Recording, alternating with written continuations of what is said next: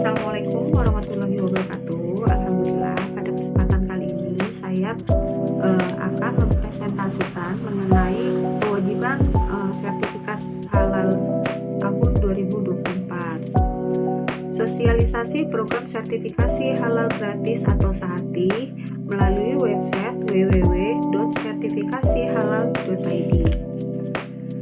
Yang pertama, dasar hukum wajib sertifikasi halal tahun 2024. Menurut Undang-Undang Nomor 33 Tahun 2014 tentang Jaminan Produk Halal, undang-undang ini mengatur produk yang masuk dan diperdagangkan di Indonesia wajib sertifikasi halal.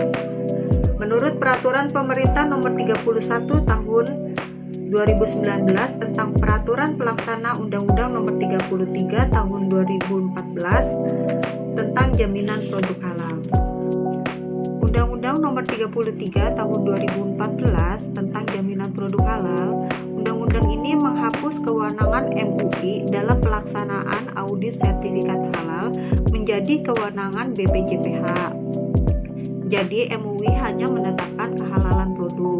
Undang-undang ini juga merubah logo halal yang tadinya bulatan hijau menjadi berwarna ungu. Berdasarkan Peraturan Pemerintah Nomor 39 Tahun 2021 tentang penyelenggaraan bidang jaminan produk halal, Pasal 140, penetapan kewajiban bersertifikat halal bagi produk makanan, minuman, hasil sembelihan, dan jasa penyembelihan, sebagaimana dimaksud dalam Pasal 139 ayat 2 huruf A dan huruf C, dimulai dari tanggal 17 Oktober 2019 sampai dengan tanggal 17 Oktober 2024. Peraturan Menteri Agama Nomor 20 Tahun 2021 tentang sertifikasi halal bagi pelaku usaha mikro, Pasal 2 ayat 1, produk yang dihasilkan oleh pelaku usaha mikro dan kecil wajib bersertifikat halal. Ayat 2, kewajiban bersertifikat halal bagi pelaku usaha mikro dan kecil sebagaimana dimaksud pada ayat 1 didasarkan atas pernyataan pelaku usaha mikro dan kecil. Peraturan Pemerintah Nomor 39 Tahun 2021 tentang penyelenggaraan bidang jaminan produk halal, pada Pasal 149 ayat 2, sanksi administratif yang dikenakan terhadap pelaku usaha berupa A. peringatan tertulis, B. denda administratif, C. pencabutan sertifikat halal dan atau D. penarikan barang dari peredaran. Ayat 6, dalam hak penetapan denda administratif sebagaimana dimaksud pada ayat 2 huruf B dan ayat 3 huruf B paling banyak 2 miliar rupiah. Ya, sekarang kita masuk ke segmen kedua, yaitu program sertifikasi produk halal gratis. Berdasarkan Peraturan Menteri Agama Nomor 20 Tahun 2021 tentang sertifikasi halal bagi pelaku usaha mikro, Pasal 24 ayat 1, permohonan sertifikat halal diajukan oleh pelaku usaha mikro dan kecil tidak dikenai biaya dengan mempertimbangkan kemampuan keuangan negara. Jadi dengan ini dimaksud pengajuan sertifikat halal yang diajukan oleh pelaku usaha tidak dikenakan biaya alias gratis, tapi mempertimbangkan keuangan negara. Untuk mendapatkan fasilitas sertifikat halal gratis, apa sih kriterianya, syarat-syaratnya?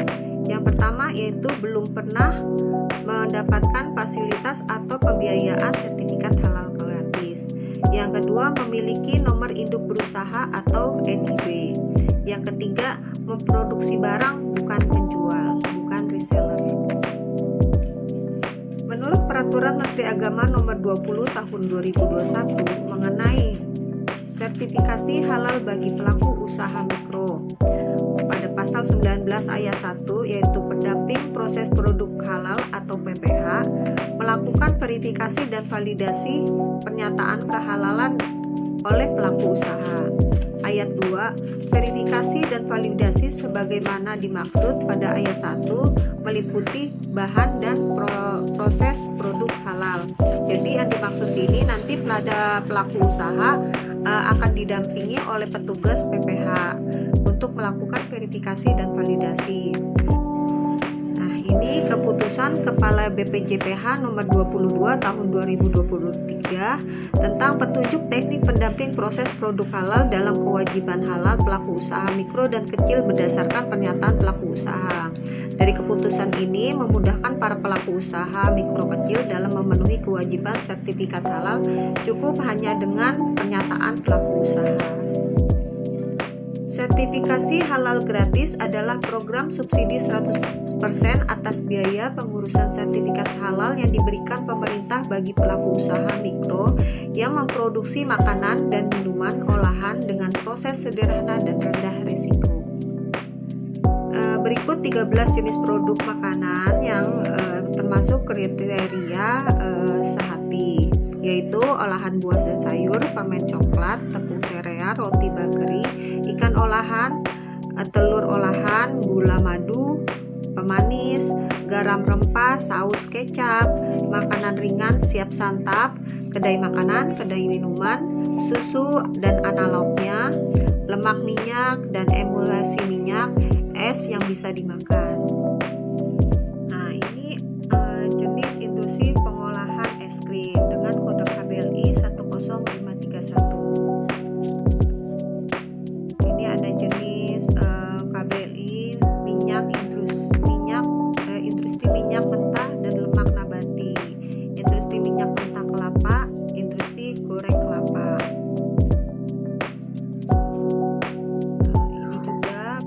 Produk-produk es yang bisa dimakan dengan kode KBLI 10531 masuk ke industri pengolahan es krim atau industri pengolahan es krim yang dapat dimakan dengan kode KBLI 10532. Jadi produk olahan buah. Nah, dengan ini ada jenis produk olahan buah juga, ada agar-agar, kertas, sale pisang olahan, hijau olahan. Berikut jenis produk olahan sayur dengan kode KBLI 10298 masuk industri pengolahan rumput laut, industri penggilingan umbi dan sayur masuk KBLI 10613 seperti contohnya kentang goreng utuh, perkedel, nori, sayur asin kering, kuaci. Nah, ini lagi jenis produk olahan sayur juga ya. Selain sayur masuk tuh pasta umbi, fermentasi kencur, kimchi.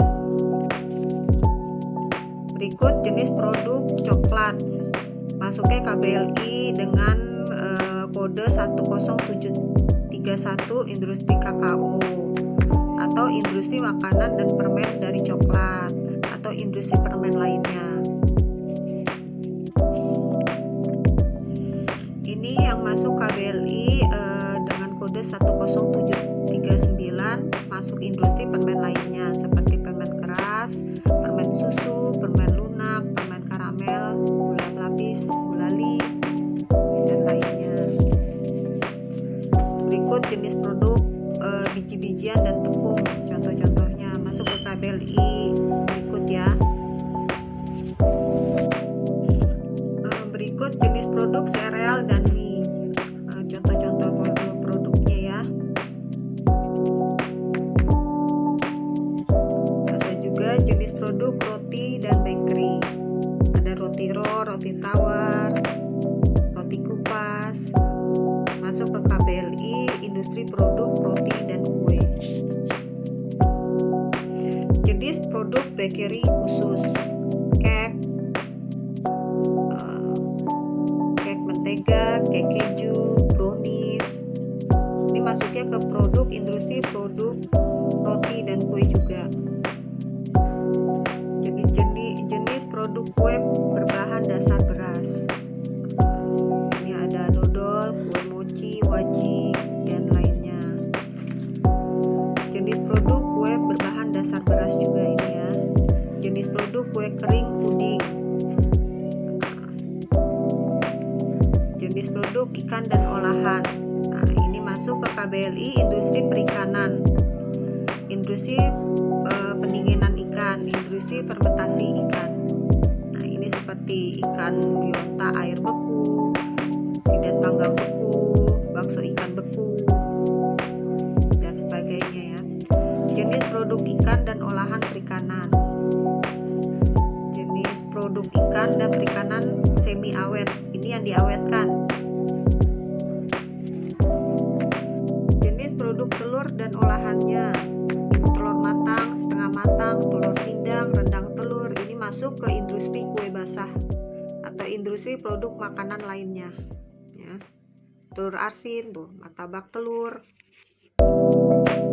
Jenis produk gula, madu, dan pemanis, masuknya ke industri gula merah, industri sirup, industri pengolahan gula dan sirup, atau pembibitan dan pembudayaan lebah.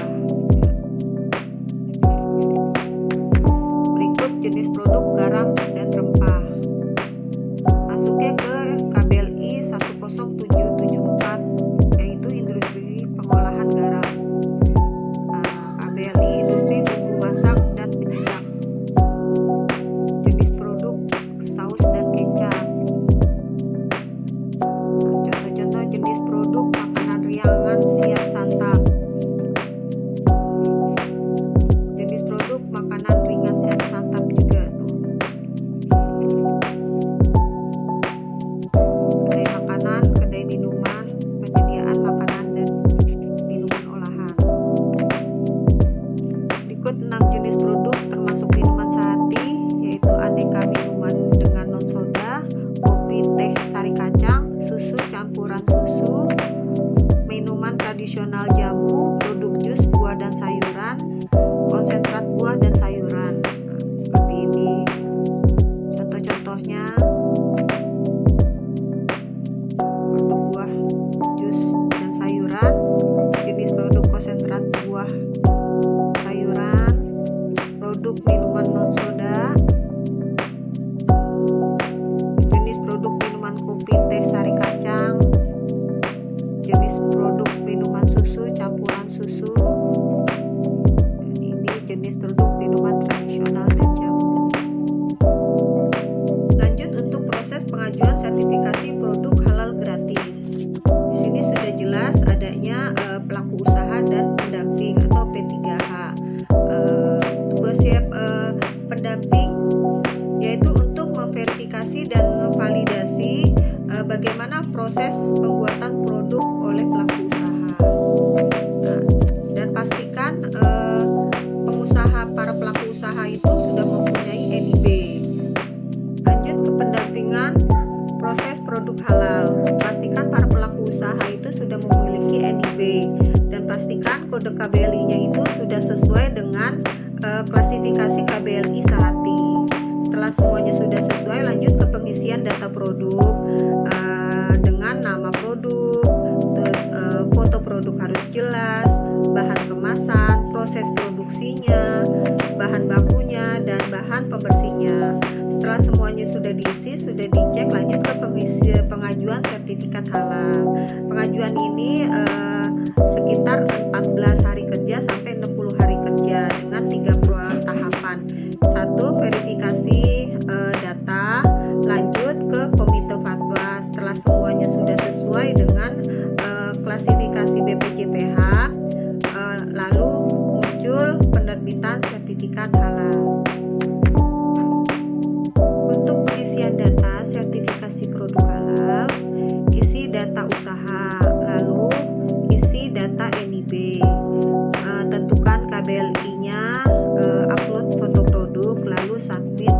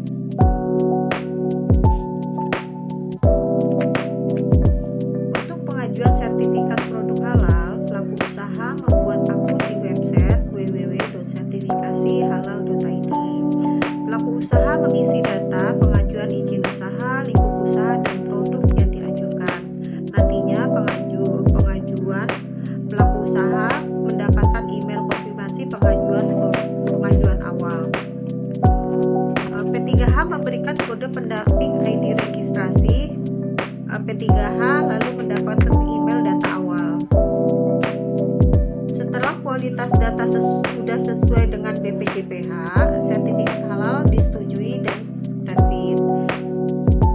Setelah sudah melakukan